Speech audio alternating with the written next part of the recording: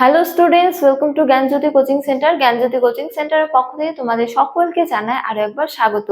তো স্টুডেন্টস, আজকে আমি যে বিষয় নিয়ে পুনরায় তোমাদের সামনে চলে এসেছি তা হলো গুপ্ত যুগের ভাস্কর্য নিয়ে।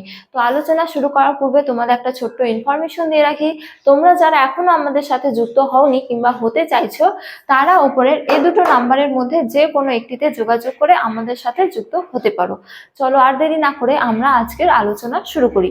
তো এর আগের দিন আমরা গুপ্ত যুগের স্থাপত্য নিয়ে আলোচনা করেছি, আজকে আমরা গুপ্ত যুগের ভাস্কর্য নিয়ে আলোচনা করব।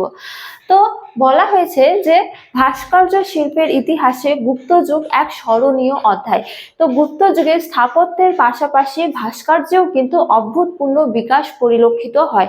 তো এই যুগে এক ভাস্কর্য শিল্পের মূলত তিনটি ধারা লক্ষ্য করা যায়। এই তিনটি ধারা কি কি? প্রথমত হলো হচ্ছে যে মথুরা শিল্প, তারপরে সারনাথ শিল্প, এছাড়া পাটলিপুত্র শিল্প।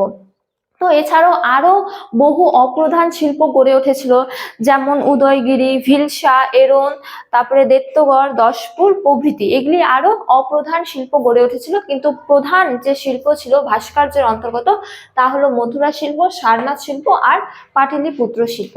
তো আজকে আমরা মথুরা শিল্প নিয়ে আলোচনা করব, পরের দিন আমরা সারনাথ শিল্প ও পাটলিপুত্র শিল্প নিয়ে আলোচনা করব। তো মথুরা শিল্পের ক্ষেত্রে বলা যায় যে মথুরা শিল্পের অন্তর্গত মূর্তিগুলি প্রথমত কি দিয়ে নির্মাণ করা হতো? এক্ষেত্রে বলা যায় যে মথুরা শিল্পের অন্তর্গত মূর্তিগুলি মূলত চুনাপাথর ও লাল বেলে পাথর দিয়ে তৈরি করা হতো। এরপর এর বৈশিষ্ট্যগুলি, অর্থাৎ মথুরা শিল্পের অন্তর্গত মূর্তিগুলির মধ্যে বা মথুরা শিল্পের অন্তর্গত নির্মিত মূর্তিগুলির মধ্যে আমরা কি রকম বৈশিষ্ট্য দেখতে পারি? এক্ষেত্রে বলা যায় যে প্রথমত মথুরা শিল্পের অন্তর্গত নির্মিত মূর্তিগুলিতে আমরা যে বৈশিষ্ট্য দেখতে পারি তার মধ্যে বলা যায় যে প্রথমত এই মূর্তিগুলিতে অসাধারণ তেজ পরিলক্ষিত হয়। দ্বিতীয়তম বলা যায় যে এই মূর্তিগুলিতে পোশাক আশার কিন্তু আধিক্যত্ব পরিলক্ষিত হয়।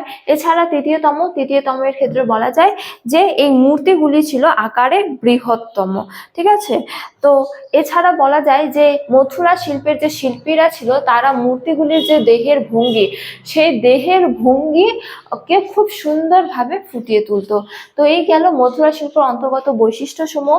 এবারে আমরা আলোচনা করব নিদর্শন সমূহ, অর্থাৎ গুপ্ত যুগে মথুরা শিল্পের অন্তর্গত যে মূর্তিগুলি আবিষ্কৃত হয়েছে সেগুলি নিয়ে। তো প্রথম নিদর্শন হলো হচ্ছে যে কাটারায় প্রাপ্ত বুদ্ধ মূর্তি, এছাড়া কুশীনগরে প্রাপ্ত সায়ন বুদ্ধি মূর্তি, তারপরে মানপুয়ারে প্রাপ্ত মুন্ডিত মস্তক বুদ্ধ মূর্তি, এছাড়া সাঁচিতে প্রাপ্ত আসীন বুদ্ধ মূর্তি, এছাড়া কি মথুরায় নির্মিত শিব মূর্তি, তারপরে মথুরায় প্রাপ্ত বিষ্ণু মূর্তি হলো এই মথুরা শিল্পের অন্তর্গত নির্মিত অন্যতম নিদর্শন। তো এবারে পরিশেষে বলা যায় যে এই মথুরা শিল্পে কেবলমাত্র বোধিসত্ত্বের মূর্তিগুলি নির্মাণ করা হতো না, তার পাশাপাশি বিভিন্ন ধর্মের দেবদেবীরও কিন্তু মূর্তিগুলি আরো অনেক মূর্তি নির্মাণ করা হতো।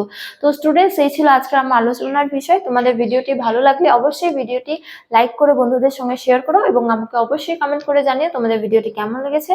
তোমাদের সাথে দেখাবে অন্য এক ভিডিওতে অন্য এক টপিক নিয়ে। ততক্ষণ ভালো থাকো, সুস্থ থাকো। Thank you.